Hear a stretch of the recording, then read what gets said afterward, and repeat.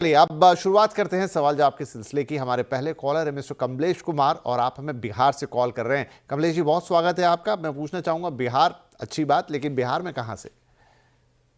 ये दरभंगा से। दरभंगा से। चलिए, बहुत स्वागत है सर। कमलेश जी बताइए, क्या सवाल है आपका?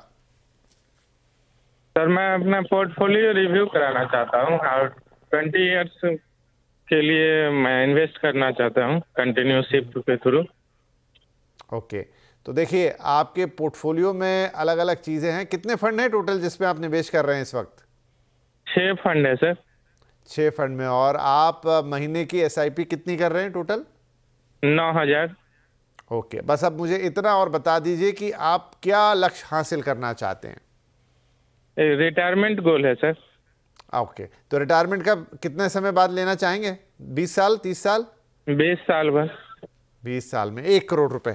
ठीक है जी, तो ये कमलेश जी का पूरा पोर्टफोलियो हमारे सामने है कि आप 20 साल बाद 1 करोड़ रुपए जमा कराना चाहते हैं। इस वक्त 9,000 रुपए की एसआईपी कर रहे हैं। इन टोटल अलग अलग फंड्स हैं, जिनका 6 फंड्स हैं डिफरेंट, जिसमें वो अलग अलग अमाउंट डाल रहे हैं, वो आपके सामने है। और 20 साल में अपने रिटायरमेंट के लिए 1 करोड़ रुपए जमा करना चाहते हैं। बाकी वही सवाल कि कैसे फंड्स हैं, क्या सही एलोकेशन है, पूरा पोर्टफोलियो रिव्यू वो चाहते हैं और क्या इस रफ्तार से और इस पैसों से वो अपना लक्ष्य पा पाएंगे। हेमंत जी। हाँ जी, देखिए यहाँ पे अच्छी बात यह है कि इनके पास 20 साल का समय है और एक डिसिप्लिन तरीके से इन्वेस्ट कर रहे हैं। ऑब्वियसली जब आप ऐसा करते हैं तो आप इक्विटी फंड में इन्वेस्ट कर रहे हो, तो जाहिर सी बात है कि आपका एसेट एलोकेशन बहुत अच्छी है। आपकी स्ट्रैटेजी एसआईपी से इन्वेस्ट करने की वो भी बिल्कुल ठीक है। अगर मैं 12% का रिटर्न एनुअलाइज मान के चलूं, तो उनकी जो करंट इन्वेस्टमेंट है उससे करीब करीब 90 लाख का कॉर्पस बना पाएंगे। तो थोड़ी सी शॉर्टफॉल है यहाँ पे, क्योंकि इनका जो टारगेट है वो 1 करोड़ का है।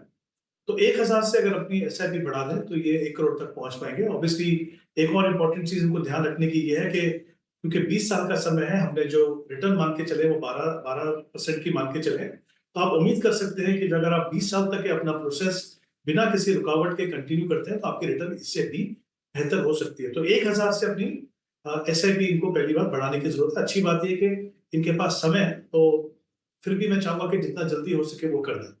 अगर मैं इनके फंड्स की बात करूं, इन्होंने कहा कि 6 फंड्स हैं इनके पास कैटेगरी वाइज, और जो फंड इन्होंने चुने हैं अब वो बहुत अच्छा पोर्टफोलियो उन्होंने बनाया है। तो आई थिंक ये एक बहुत अच्छा एग्जांपल है कि किस तरीके से आप डिफरेंट कैटेगरीज के flexi cap, large cap, multi cap, large and mid, उस तरह का स्मॉल कैप का आप एक अच्छा सा मिक्स बनाते हैं। आई थिंक पोर्टफोलियो अच्छा है, लेकिन एक ही बदलाव मैं चाहूंगा। इनफैक्ट एक दो बदलाव मैं चाहूंगा यहाँ पे। एक तो ये कि इन्होंने, इनके पास क्योंकि एक लार्ज कैप है, फ्लेक्सी कैप है और मल्टी कैप है, तो इनका जो लार्ज कैप का जो रिप्रेजेंटेशन है वो काफी अच्छा है। तो मैं चाहूंगा कि एक जो निफ्टी 50 का जो इंडेक्स फंड है वो जो 1,000 रुपए इन्वेस्ट करें वो मिड कैप में डालें। एचडीएफसी मिड कैप इनके पास है। मिड कैप में थोड़ा सा स्कोप है उसको बढ़ाने का। एक तो वो, एक उनके पास मोमेंटम फंड्स है। मुझे नहीं लगता कि इनके जैसे निवेशक को इस तरह के जो स्मार्ट बीटा फंड्स में इन्वेस्ट करने की जरूरत है। तो वो पैसा जो है आप जो मल्टी कैप फंड है आपके पास, उसमें आप लगा दीजिए। तो आई थिंक ये दो बदलाव, और जैसे मैंने कहा 1,000 से अपनी एसआईपी बढ़ाइए, आप डेफिनेटली अपना टारगेट पूरा कर पाएंगे। राइट, तो 20 साल में 1,10,00,000 की एसआईपी, अभी 9,000 कर रहे हैं कमलेश जी। आपको बस हार्डली 1,000 रुपये बढ़ाने, वो आप बहुत आसानी से बढ़ा देंगे और आप अपने लक्ष्य को आसानी से पाएंगे। 20 साल में 1 करोड़ रुपए आपके लिए तैयार रहेंगे। उसके अलावा जो बदलाव अभी हेमंत जी ने आपसे कहा है कि आप जैसे ICI Pru Nifty 50 index fund, इसे आप बंद कर दीजिए। SBI blue chip Kotak flexi में भी लार्ज एक्सपोजर आपका है ही। यहाँ पे आपको HDFC mid cap opportunities fund में थोड़ा सा इंक्रीज़ करना है अपना एलोकेशन, और बाकी और चीज़ें। तो कुल मिला के 1,000 रुपये आपको बढ़ा देने, थोड़ा सा अपना पोर्टफोलियो को रिजेक्ट करना है और आप अपने लक्ष्य को प्राप्त कर लेंगे। तो बहुत बहुत शुभकामनाएं आपको, आपके लिए, आपके यहाँ से आगे के इन्वेस्टिंग के सफ़र के लिए। चलिए हम आगे बढ़ जाते हैं। तो ये कमलेश जी के बाद अब हमारे अगले कॉलर है मिस्टर संदीप फ्रॉम न्यू दिल्ली। संदीप जी, बहुत बहुत स्वागत है आपका। बताइए क्या सवाल होगा। Hello, hi Vipin ji, hi Hemant sir. Sir, कुछ 8-9 फंड्स में अभी एसआईपी कंटिन्यू है और कुछ 16,700 का अभी अप्रोक्स मेरा लमसम जा रहा है, लमसम नहीं मतलब एसआईपी में जा रहा है।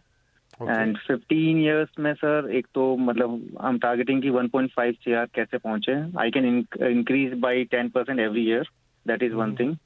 एंड दूसरा सर, एक दो चीजें और जाननी थी कि जो मैंने अपनी SIPs है उनको एक ही मंथ में 2-3 डेट्स में स्प्लिट कर रखा है, तो वो एडवांटेज देता है वॉलेटिलिटी का या फिर वो नहीं करना चाहिए मुझे? दूसरा, लमसम में मैंने कुछ पैसा अलग SIP फंड्स में डाल रखा है, वो कुछ ग्रो करेगा या उनको निकाल देना चाहिए?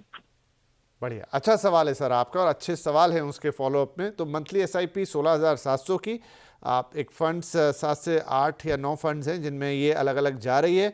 4.5 लाख रुपए का जैसा बता रहे थे एक लमसम इन्वेस्टमेंट अलग से है और 15 साल में 1.5 करोड़ रुपए ये इस अभी मौजूदा अपने निवेश से पाना चाहते हैं हेमंत सर। तो एक तो ये इनका मोटा मोटा सवाल हो गया जो बड़ा सवाल है, और बाकी जो 2 सवाल इन्होंने पूछे उनको हम आगे लेते हैं।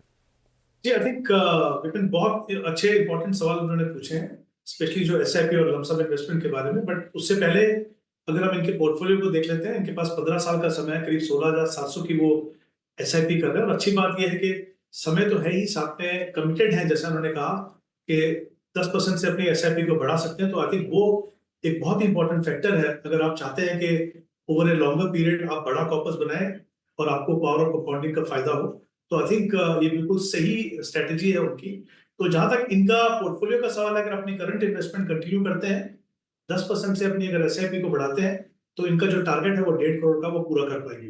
तो इम्पोर्टेंट है कि इसको बिना किसी रुकावट के आप कंटिन्यू करते रहिए और कोशिश कीजिए कि अगर जैसे जैसे आपकी इनकम बढ़ती है, अगर थोड़ा सा और पैसा आप डाल सके, 10% की जगह 15% या 20%, तो कहीं ज्यादा कॉर्पस को बना पाएंगे।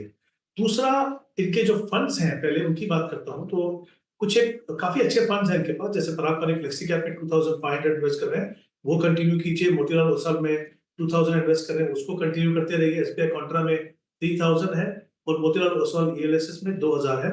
ये जो एग्जिस्टिंग फंड है इनको आप कंटिन्यू करते रहिए।